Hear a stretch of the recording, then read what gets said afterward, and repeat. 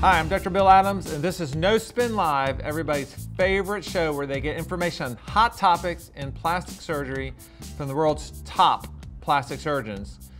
Joining us today, we've got Jason Posner from Boca Raton, Florida, Brad Calabrese from Louisville, Kentucky, and Dan Del Vecchio from Boston, New York City, and Boca Raton. Thanks for joining us, guys. So listen, today we got a hot show for you guys today. We're gonna cover the latest cosmetic surgery trends, China's growing live streaming stars, and the Botox anniversary. So let's kick it off quickly. The first thing, guys, you guys all saw this. It was a story on the latest trends in cosmetic surgery. It talks about everything's moving to non-invasive. Jason Posner, do you agree? You know what? I'm going to disagree. Even though the trends by ASAPs, we take our statistics every year, show that non-surgical is going up and up. I agree with that. But I'm finding that the more the non-surgical comes out, the more I'm busier in the OR. Because people want, long-term results. They want things that last. And basically all the non-surgical stuff is bringing me a lot of facelifts. Well, I have a little different approach. I think that, what non-invasive procedures do is they open it up to a larger market. Because there's still going to be a very small percentage of people who will ever really go under the knife and really have surgery. But the ability to come in and have a non-invasive, such as Botox or a filler or a laser treatment, that really just opens it up from a cost point, but also just from a sort of comfort level and risk. So I like it because it does bring new patients in, but it also brings patients in for surgery, but also patients who will always never only do non-invasive procedures and will never ever go under the knife. And I still have something to offer them. Yeah, Del Vecchio, what do you think? I mean, do people coming to you, they want non-invasive or they want a result? Well, it doesn't matter what people come in to see me for, because I think patients are much smarter today than they were 10 years ago. They're selecting the surgeons for what they do. It's just going to continue and continue that we're going to do more and more operations with less and less anesthesia, because patients want treatment and they want immediate access to information. Dan, I'll talk about that for a second. The deep lasers I used to do under anesthesia, we do under local now, and even a lot of lipo, small volumes, we do under local anesthesia. So I'm going to agree with you with that. It's what Brad said. Brad's right. You grow the market when you offer kind of less invasive or office-based treatments instead of calling them surgeries. There's some things that we don't have good surgery for. And so, I think that, Botox has done a great job at dealing with crow's feet, where we had a hard time dealing with crow's feet, dealing with other areas very quickly. We have things like Selfina to deal with cellulite, which is sort of non-invasive in a way. So I think that it's not only that, it's complementing what we do in surgery, but some of those areas that were tougher to deal with from a surgical standpoint, we have some good non-surgicals to complement what we're already doing surgically. Well, that's some good information. Differs from the article a little bit, but you guys are the experts, so we love it. All right, let's go to the next story. This is on China's growing live streaming industry. You guys heard about this? You have different people that just host these different live streams. It's only been going on 3 years in China, and last year brought in $4.3 billion. Incredible. Anyway, the stars and the hosts of these live streams are apparently flocking to plastic surgery because the better they look, the more money they bring in. People give them coins for their performance. And so I don't know, what do you think about this, Jason? You know what, I think that, China is basically catching up to the U.S. in terms of, procedures. It's a big marketplace. They're getting more vein there.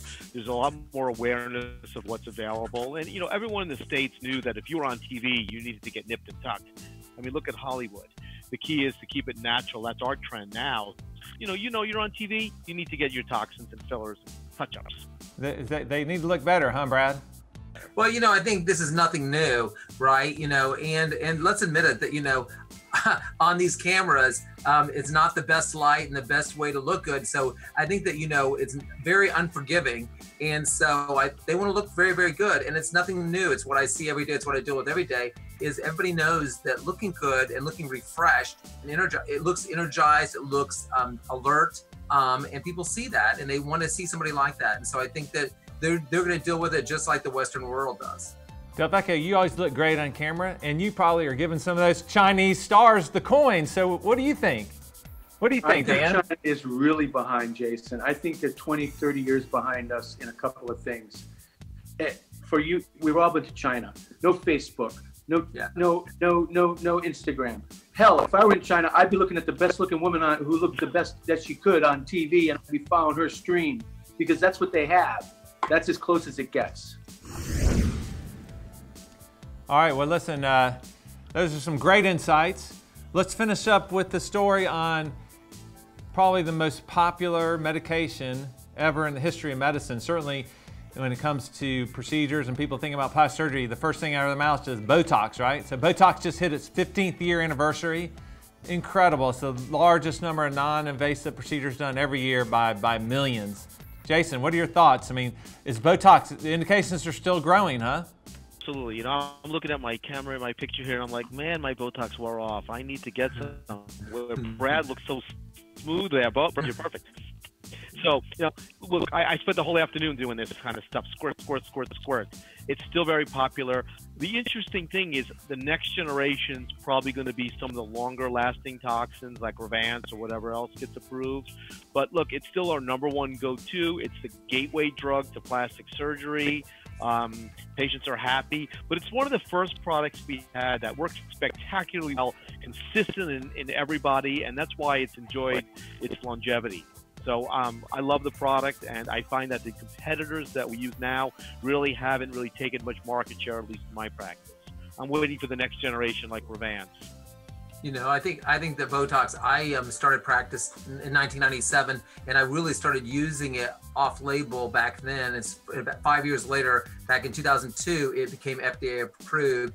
And I think that, you know, the growth of where we were at 2002 to today, I would have never guessed. I thought it was fantastic, and it was really good for a young surgeon coming in and starting a plastic surgery practice to have this new idea of Botox. And then we started to develop some better fillers to complement our Botox, and they've just expanded that sort of growth. And the fact of both fillers and Botox is they actually work, and they actually, if done well, work every time with minimal complications. And they're temporary, which can be good and bad. You know, if you don't like the result, you love the fact that it's temporary, it's going to go away. So there's a safety that goes along with it too. So I mean, I think it's been probably the most important thing for my practice over the last 20 years, because it's really entered people into my practice that have stayed with me for many, many years.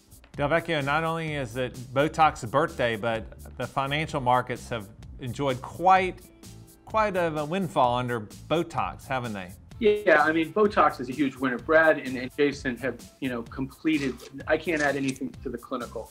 What I can tell you is it's the only product in plastic surgery that's gone up in price. Name another product that's gone up in price. Number one, they've got a monopoly, literally. I mean, there are some other players, but they basically own the market. You know, people get their hair colored once every 2 weeks, right? They keep doing it. The people aren't up in arms about a permanent hair color. Botox lasts 4 to 6 months. That's perfect. It's a recurring revenue. The analysts like that better than a permanent. If you give someone permanent Botox, you've lost a customer. That's why dialysis businesses are so popular as investments. You got a customer for life. Botox, same thing. So I agree with Brad. If you overdose them, it wears off. 6 months is more than enough time for a result. I see it really hard for competitors to come in and sell against Botox on longevity. They're going to have to come in and sell against Botox on price. Yeah, and it's a super strong brand, and that's how you remember about 4 or 5 years ago when it took over Viagra as the most known pharmaceutical product. It's just so well known, and so no matter what product comes on the market, they're fighting against a huge giant, and trying to get market share. And so just by that, people want to come in, they want to have Botox. And my own patients, often, they somehow just feel it's safer if they get Botox because so many of their friends have had it and they've had it before. So it's going to be a big challenge to see another product come on and really take market share when you're against that big of a giant. Unless it does something different. Yeah, maybe longer lasting, something else. But yeah. Mm-hmm. You know, Dan, what you said is I really think Revance is going to, when it comes out, it's going to revolutionize the marketplace. And maybe not for some areas, but for at least glabella and crow's feet, maybe forehead where we need a more subtle toxin. But the areas where we really want longevity are here and here. And I think that's going to shake up Botox if that gets approved. Those are some incredible insights. Actually, you don't get those insights on your local news. You don't get them on the doctors. You're not going to get them on any CNN or national network. You're only going to get them here on No Spin Live. So if you want more of that, you can see it on theplasticsurgerychannel.com.